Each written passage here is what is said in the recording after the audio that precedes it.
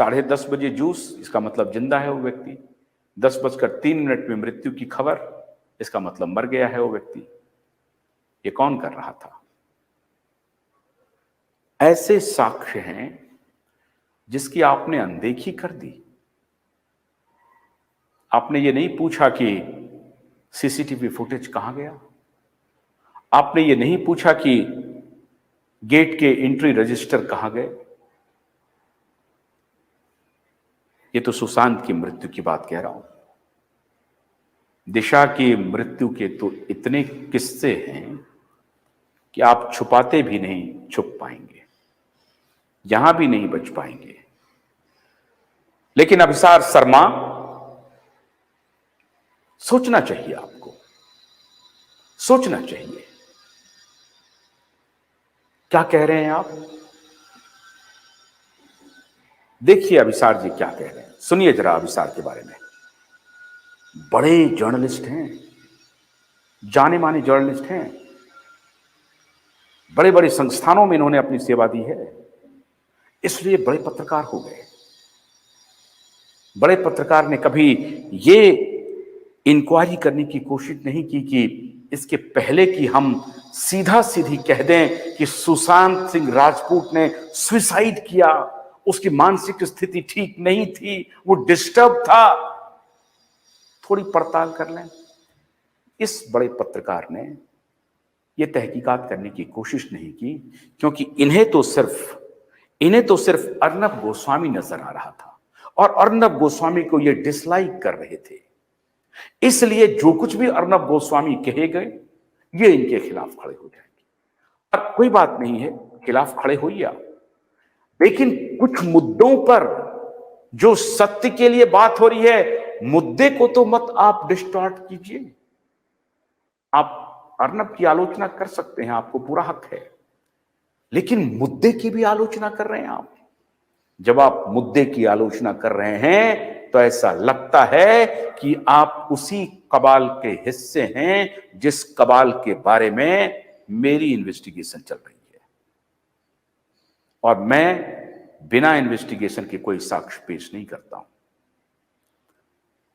सुनिए अभिसार भाई क्या कह रहे हैं सुशांत सिंह के बारे में। रिया चक्रवर्ती से माफी मांगेगा? कुछ और नहीं दोस्तों, कुछ कार्टून्स की झलक मैं आपको दिखाना चाहता हूं जो पत्रकारिता पे कलंक है। सबसे पहले रिपब्लिक न्यूज का ये जंतु, देखिए किस तरह का पागलपन दोस्तों उस वक्त छाया हुआ था।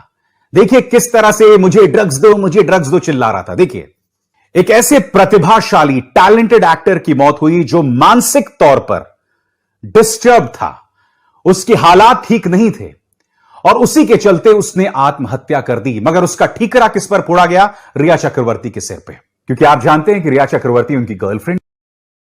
ओके,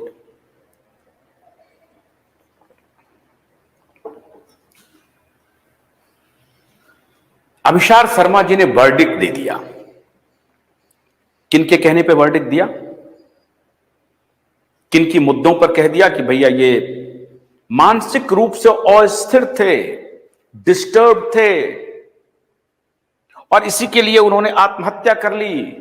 बहुत टैलेंटेड एक्टर थे। एक उन्होंने एहसान किया अपने शब्दों में जब उन्होंने सुशांत को कहा कि बहुत टैलेंटेड एक्टर थे।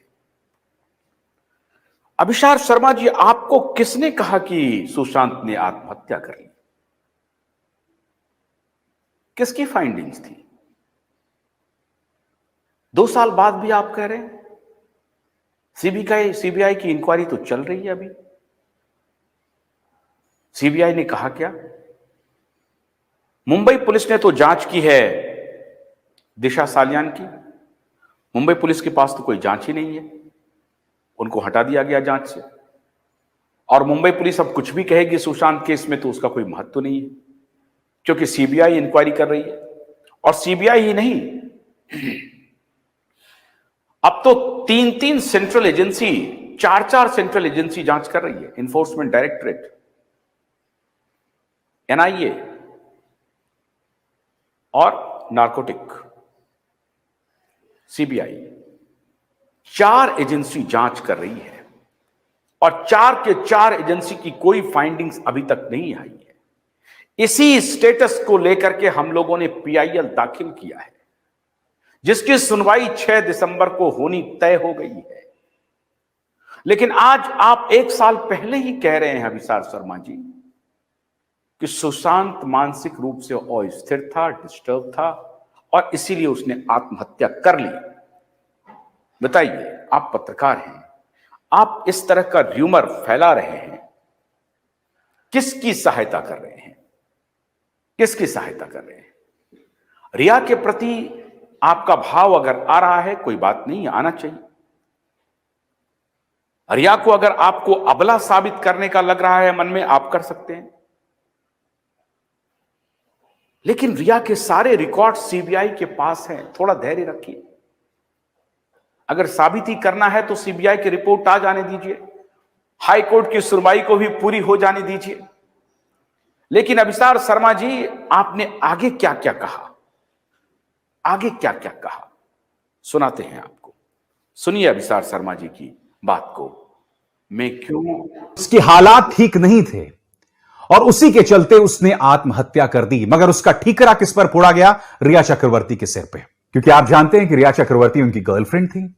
उनका गुनाह सिर्फ इतना था कि रिया एक ऐसे व्यक्ति की गर्लफ्रेंड थी जो मानसिक तौर पर डिस्टर्ब्ड थे।